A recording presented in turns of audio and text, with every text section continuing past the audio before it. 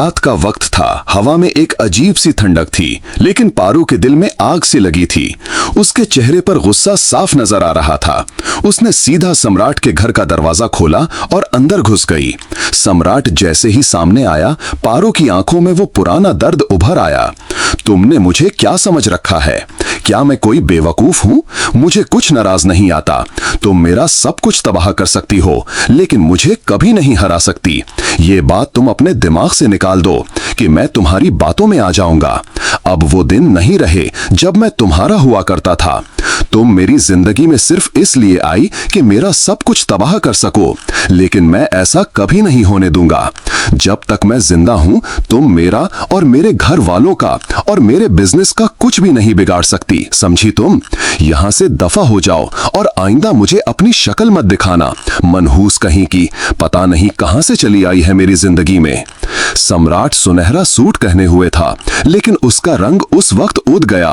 पारो की बातें तीर की तरह उसके दिल में उतर रही थीं। उसने कुछ कहना चाहा, लेकिन पारो ने हाथ उठाकर उसे रोका। मुझे तुम्हारी एक भी बात नहीं सुननी सम्राट। अब मैं अपनी जिंदगी में किसी भी झूठी मोहब्बत को जगह नहीं दूंगी। उस वक्त घर के अंदर से माही निकली और सब कुछ सुनकर रुकी रह गई। आंखों में आंसुओं का तूफान था, लेकिन उसने कुछ नहीं कहा, क्योंकि वो जानती थी पारो अब उस मोड़ पर आ गई थी जहां से वापस मुड़ना मुमकिन नहीं था। सम्राट अब भी वही खड़ा था, जैसे उसके पैर जमीन से चिपक गए हों।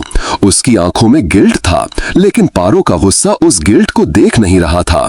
इतने में माही ने आगे बढ़ने की कोशिश की, लेकिन पारो ने उसकी तरफ देखा और सिर्फ एक कहकर रुक गई। तुम कुछ मत कहो माही, मुझे बस अकेला छोड़ दो। अब मैं किसी से कोई सफाई नहीं चाहती। सम्राट ने धीरे से कहा, पारो, मैं मानता हूँ मैंने गलती की। तुम्हारे साथ जो किया वो गलत था, लेकिन उसका मतलब ये नहीं कि तुम इतना नफरत करो। पारो की आंखों में आंसू आ गए, लेकिन उसने उन्हें गिरने नहीं दिया। उसने कहा, तुम्हें क्या लगा था सम्राट कि तुम मुझे छोड़ दोगे? मेरा भरोसा, मेरी मोहब्बत, मेरी इज्जत सब कुछ मिट्टी में मिला दोगे और मैं चुपचाप सब कुछ सह जाऊंगी? नहीं सम्राट, अब मैं वो पारो नहीं रही जो तुमसे प्यार करती थी।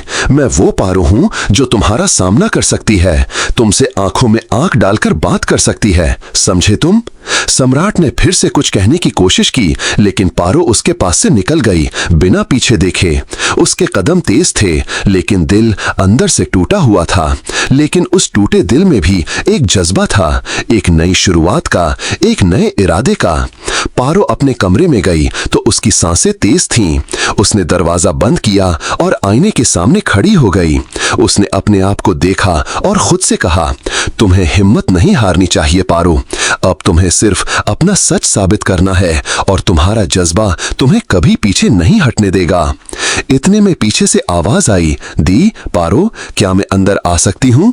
ये आवाज माही की थी। पारो ने हाँ कहा। माही ने अंदर आते ही कहा, पारो, मैं तुम्हारे साथ हूँ, तुम्हारे हर फैसले में, तुम्हारी हर लड़ाई में।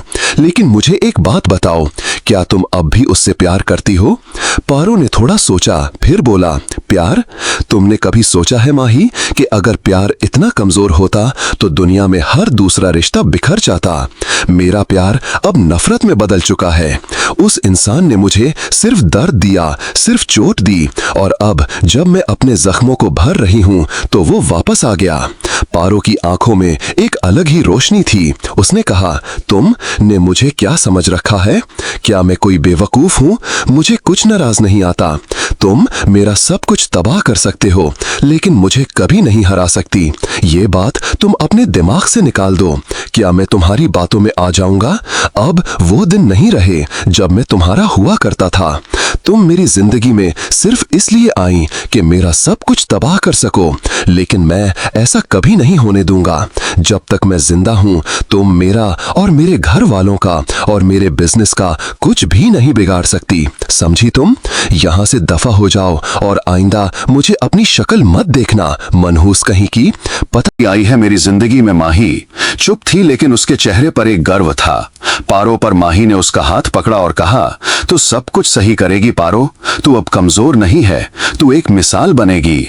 पारो ने माही की आंखों में देखा और एक गहरी सांस ली। फिर कहा, माही, मुझे तुम्हारा साथ चाहिए।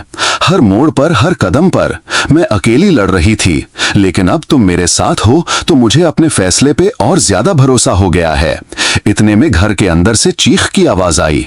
दोनों भागकर अंदर गए तो देखा दादी जमीन पर गिरी थी। सब लोग घबरा गए। डॉक्टर को बुलाया गया।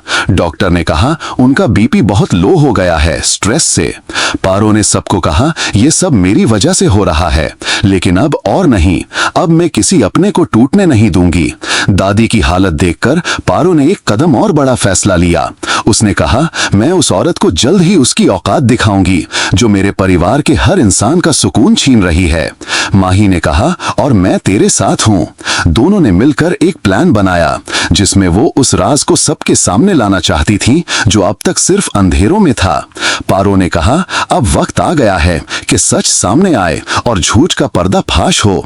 मैं किसी भी हद तक जा सकती हूँ, लेकिन अपने घर वालों की खुशी किसी और के हाथों में नहीं जाने दूंगी। पारो की आंखों में एक आग थी और दिल में एक तूफान। वो लड़ने को तैयार थी। इस बार हार उनके नसीब में लिखी थी जो उसके साथ धोखा कर रहे थे। पारो और माही ने उसी रात उस औरत के घर के आसपास जाके कुछ लोगों से बातें की। लोग पहले डर रहे थे, लेकिन जब पारो ने उन्हें यकीन दिलाया कि वो सिर्फ सच जानना चाहती है, तब एक बूढ़ी औरत ने कहा, बेटा, उस औरत का असली चेहरा सबके सामने लाना जरूरी है। वो न जाने कितने लोगों की जिंदगी से खेल चुकी है। उसने कहा कि तुम्हारे पापा का बिजनेस भी उसने ही बर्बाद किया था और अब तुम्हारा घर भी। पारो का गुस्सा फूट पड़ा। उसने कहा, तुमने मुझे क्या समझ रखा है? क्या मैं कोई बेवकूफ हूँ? मुझे कुछ नाराज नहीं आता। तुम मेरा सब कुछ तबाह कर सकती हूँ, लेकिन मुझे कब। ये highly specialised text to speech engine, ये बात तुम अपने दिमाग से निकाल दो कि मैं तुम्हारी बातों में आ जाऊंगा। अब वो दिन नहीं रह गए जब मैं तुम्हारा हुआ करता था। तुम मेरी जिंदगी में सिर्फ इसलिए आए कि मेरा सब कुछ तबाह कर सको, लेकिन मैं ऐसा कभी नहीं होने दूंगा। जब तक मैं जिंदा हूं, तुम मेरा और मेरे घर वालों का और मेरे बिजनेस का कुछ भी नहीं बिगाड़ सकती, समझी तुम? यहां से दफा हो जाओ और आइंदा मुझे अपनी शक्ल मत दिखाना। मनहूस कहीं की, पता नहीं कहां से चली आई है मेरी जिंदगी में। इतना कह के पारो ने उस औरत का सामना किया तो उसके चेहरे का रंग उड़ गया। उसने कहा कि पारो, तुम सच जानती हो तो सबको भी सच बताना पड़ेगा। पारो ने कहा, हाँ, और मैं वही करूंगी। मैं हर उस झूठ को सबके सामने रखूंगी जिसे तुमने कब्र में छुपा रखा था। अब वक्त आ गया है तुम्हारा खेल खत्म होने का।